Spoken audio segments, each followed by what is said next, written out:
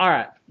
Dang, I just said I say alright a lot, and sure enough, within 2 seconds into this video, I'm saying alright. So, alright, how's everybody doing today?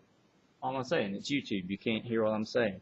Anyway, alright, so I said alright 3 times already in the same video, but I'm not starting over. I will endeavor to persevere. Ooh, that's a lot of big words. Endeavor to... I'm wasting time. Alright, so this video is going to be on moles. And what is a mole? Well, I'm going to throw out, here's my notes from class, and I'll throw them kind of out here. And you can copy this down if you want. But to understand what a mole is, it's Avogadro's number, 6.02 times 10 to the 23rd. If you want to kind of get a feeling for what a mole is, let's just walk you through something.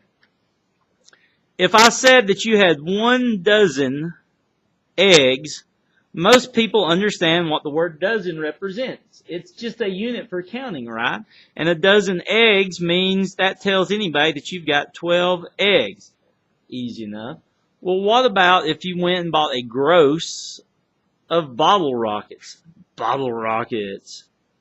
Love those things. Boom, pow. So what in the world is a gross? Well, next time you go shopping, look, you bought a gross. 12 packs of 12. A gross represents 144. And so then we could say you have 144 bottle rockets is what you've got. Anyway, a mole really isn't much different. If you had a mole of something, and we could say you have 1 mole of basketballs,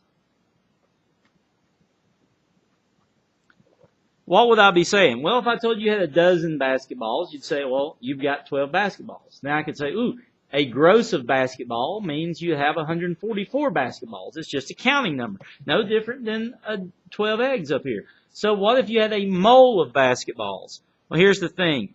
A mole of anything is Avogadro's number. Check this Buick out.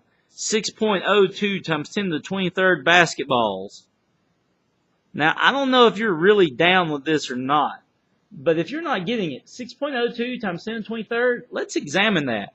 602, and let's see, that'd be 23, 20, so 1, 2, 3, 4, 5, 6, 7, 8, 9, 10, 11, 12, 13, 14, 15, 16, 17, 18, 19, 20, 21, oh, 22, 23.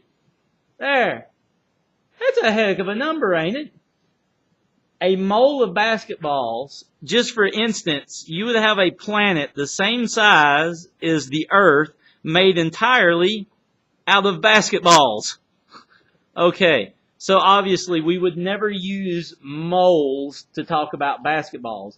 How would you like a mole of $1 bills? What if someone offered to give you a mole of dollar bills? Well, if you took those dollar bills and started stacking them on the Earth, stack, stack, stack, stack, stack, stack, stack, stack, stack, stack, stack, stack, stack, stack, it would actually reach all the way to the moon. So a mole is not a very good unit for money. So what would we ever use moles to count? What about water? A molecule of water. I love water. It looks like a Mickey Mouse molecule. But if you had a mole of water is actually only somewhere about 18 milliliters of water. So if I had 18 milliliters of water in something, I would be saying I've got 6.02 times 10 to the 23rd water molecules. Woo! Okay, so I've kind of got a little bit of a start now on this. And man, everybody's just walking out of the room. There's one guy back there talking. Everybody leaves. I hope one day you have to watch this video. I do. And you'll be embarrassed over your behavior. Thank you, Otwell. You're a beautiful human being. Alright, so let's go on and how to do calculations using moles now. I want to teach you those, and that's really the purpose of this video, is to see that you can do calculations using moles. And hopefully the first 4 minutes haven't turned you off to the point that you didn't stick around. I'm about to give you the best thing that has ever been created in the history of mankind for working these problems. I'm going to create a chart for you.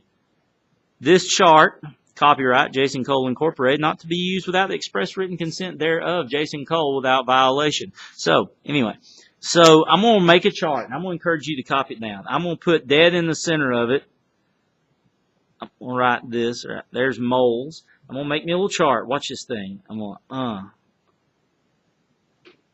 It's going to be beautiful. So I'm going to make my chart over here. I'm going to write the word particles. Now there's three types of particles that get used in these problems. Sometimes you'll work problems using atoms. Sometimes you'll work problems using what's known as formula units. And sometimes you'll use molecules. So there's three types of particles in these problems. And I'll explain those off to the side in a second. We've also got, let's do this. We've also got one piece of this puzzle here, and that's going to be for mass. And mass is going to be measured in grams in all these problems that we do. Now, I got a couple more little things. Again, this is the greatest invention in the history of chemistry. Not DDT. I know you thought it was. But it's actually this chart. Volume. This is going to get you through, measured in liters, most of what you need. Now, when you start doing stoichiometry, which this video is not a stoichiometry video, but when you start doing stoichiometry is when you're going to need this molar relationship up here. Molar relationship. So we don't actually need this molar relationship yet. But I'm going to do something here. I'm going to fill in a couple of things.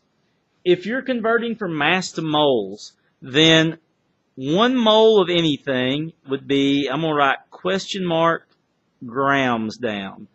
Because what happens is, if you're converting moles to mass or mass to moles, it's constantly changing based on the formula that you're using, like salt or water. It's constantly changing. Now, I love this conversion factor. The conversion factor for particles, atoms, units, or molecules, it's always the same. It's Avogadro's number. So this conversion factor is 1 mole to 6.02 times 10 to the 23rd. It's always the same conversion factor. There's no question marks. It's always, to convert from moles to atoms, 1 mole is 6.02 times 10 to the 23rd. And I love this one. For volume, 1 mole, and now this one actually does have a catch, 22.4 liters. This little conversion factor, I'm going to write something here on the side. I'm going to write the letters STP. Because this chart actually only works with gases at STP. And if you don't know what STP means, it just means 0 degrees, zero, I can't even talk. It doesn't mean 0 anything. It means 273 Kelvin, 0 Celsius basically. And it's representing 1 atmosphere of pressure. But that's probably not where you're even at right now. And I'm going to do one more thing, just so we need it later. I'm going to write up here, I'm going to write question mark mole over question mark mole. Again, I'm not even going to use any of this on this video. All I need for right now is this chart. And believe it or not, you can do every molar conversion using this chart. So let's go ahead and start doing some problems trying to convert some things using this chart. So I'm going to go back to this chart every time I get ready to work on these problems. I'm going to go right back and I'm going to grab it. So I'm going to grab me another blank sheet of paper. I'm going to take a look at some example problems that I've got. So here's an example of a type of problem. Let's take a look. Here's like 6 examples. So like number 1, how many moles of sodium atoms are in 9.34 grams of sodium? So here's what's going on in this problem. It's giving you 9.34 grams of sodium, of Na. Now here's what I want you to do. If you can convert inches to feet, you can do these problems. So I'm going to put an X and I'm going to draw a line in here. This problem is giving me a mass and it's asking me to find moles. So it's giving me a mass, it's asked me to find moles. So all I've got to do is figure out this relationship. How many grams of sodium is there per mole? So how do you know this relationship? Grams to mole. How do you get your conversion factors for this problem? Go to your periodic table. How much does sodium weigh? Well, if you go look at the periodic table, sodium weighs 23 grams. Well, it weighs 23 grams per mole. Here's my conversion factor. All I'm going to ask of you is, where does 23 grams go? Top or bottom of this next step? Well, if grams of sodium is on top, grams of sodium has to be on bottom. So this is going to be 23 grams of sodium for 1 mole of sodium. Now, some teachers are really big now and going through and canceling out your last thing. I don't like doing that because if I messed up, I can't see it. But you can see gram NA, gram NA. I'm doing this right. So I'm going to write equals. I'm done. This problem had 1 step. And now all I got to do to get my answer is just plug in my numbers here. 9.34 divided by 23.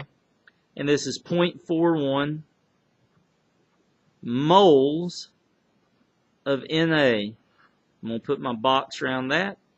And I am done with that question. And that's all there was. So this was a gram to mole conversion that we've just pulled off here. Let's do another one. Number two, what would be the mass of 0.210 mole of CO2? So this one's giving me moles of CO2. So I'm going to come back right here. 0.210 mole of CO2. Draw my line. Every one of these problems I'm going to do this to.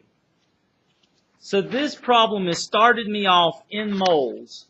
So I'm started off in moles. I'm going to mark that little S out on my chart. I don't know why I did that. I'm not going to use that little S right there. So this problem has started me in moles, and it's saying convert to grams. So that means there is 1 step in this problem. Just 1 step. And all I got to know is the conversion factors. For CO2, what is my conversion factor? For every 1 mole of CO2, question mark grams. So here's what I need to do. How many grams of CO2 are in a mole of CO2? Well, this is where the last video come in. Find the molecular mass of CO2. Carbon weighs 12 times 1 is 12. Oxygen weighs 16 times 2 is 32, which is 44. So there's 44 grams of CO2 per mole of CO2. So where does 44 grams go? Top or bottom of this next step? Well, if moles is on top here, then I've got to have mole of CO2 on bottom in the next step. So I'm going to write 44 grams up on top of CO2. I'm going to put my equal sign. I double check to make sure everything cancels. Mole, mole. And it does. So now I'm going to come down here, clear my calculator. 0.210 times 44. And that's equal to 9.24 grams of CO2. I'm going to put me a little box around that. Alright, and there's my answer.